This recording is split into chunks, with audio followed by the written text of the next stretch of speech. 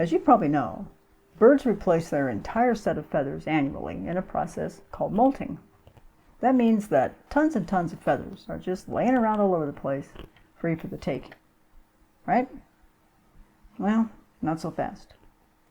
You and I can't just collect feathers.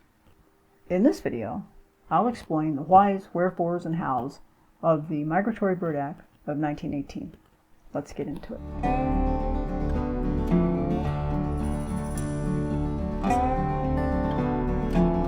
When I first learned that found feathers on the ground, and by extension that would include eggs and nests that are blown out of the trees, that those just can't be collected and kept by just regular people, at first I thought, well, that seems a little over the top and silly.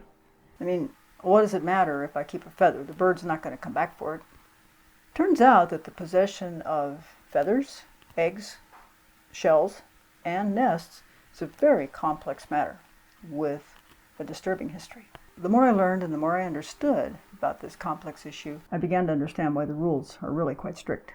The U.S. Fish and Wildlife Service is the government bureau that is responsible for the conservation of wildlife and their habitat, and it is a part of the U.S. Department of the Interior. It's also the oldest conservation agency in the United States. Its primary responsibility is the conservation and management of fish, wildlife, plants, and their habitats for the American people. On the U.S. Fish and Wildlife website, it states that the possession of feathers and other parts of native North American birds is prohibited by the Migratory Bird Act of 1918. This protects wild birds by preventing their killing by collectors and the commercial trade in their feathers, and extends to all feathers regardless of how they were obtained. There is no exception for molted feathers or those taken from road or window-killed birds. The regulation is strict with little wiggle room, but there's a good reason for it. In the 1800s, there were no regulations. Market hunters wiped out entire populations of birds for the sale of their meat, for food, and also to supply the feathers to the fashion industry. Labrador ducks and great auks were hunted to extinction due to marketing of their feathers for decoration on hats. Hummingbirds were stuffed and worn as jewelry. Passenger pigeons, Carolina parakeets, and heath hens soon became extinct, and other species were hanging in the brink of extinction. Public outcry to these practices was enormous and led to the formation of the first conservation groups. In 1900, Congress passed the Lacey Act. That was the first federal law to protect wildlife. It targeted market hunters by prohibiting the sale of poached game across state lines. In 1913 and 1916, there were more regulations against market hunters, and the U.S. signed a treaty with Canada, then part of Great Britain, that established national hunting seasons for game birds. In 1918, the U.S. Congress passed the Migratory Bird Treaty Act, which officially made it a crime to pursue, hunt, take, capture, kill, or sell a migratory bird or any of its parts, including nests, eggs, and feathers. By 1936, Mexico had signed a similar treaty, and in the 1970s, Japan and the Soviet Union would sign migratory bird protecting treaties. The Migratory Bird Treaty Act now includes 1,026 species, whether they migrate or not. The most recent update to the regulation was put in effect by the U.S. Fish and Wildlife Service and is effective December 31st, 2024. Well, I encourage you to go to the website for the U.S. Fish and Wildlife Service. It's on the screen right here, fws.org, and learn more about this treaty and to do some research and learn about the history behind this and why this regulation became necessary.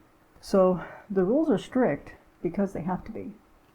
And the bit about not being able to keep a feather or something that you found, well, the business is that they can't tell if you've got, say you've got an eagle feather or an owl feather. They really can't, there's no way to tell if you found it, legitimately found it, or was the bird killed to collect the feather. See, that's the issue. So the regulation is legitimately very strict. So it comes down to the private collecting of bird feathers, nests and eggs or fragments of eggs is completely prohibited. There are exemptions for Native Americans, and that involves the American eagle. You can see the website that I just referred to for more details on that. Native game birds can be hunted in their season with a proper permit or game tag. That would include turkeys, pheasants, doves, cranes, ducks and geese. And by extension, then the feathers of any of those birds could be kept and collected with a proper hunting permit in the appropriate season. And again, you can look at their website for more information. I hope that I've shed some light on this complex issue and pointed you in the direction where you can find out more information about preserving and protecting our native birds. Well, that's it for this week. Thanks for watching. If you found this video deserving, give it a thumbs up. Subscribe and hit that bell icon so you'll be notified of future videos right here on Birds and More. Until next time, bye for now.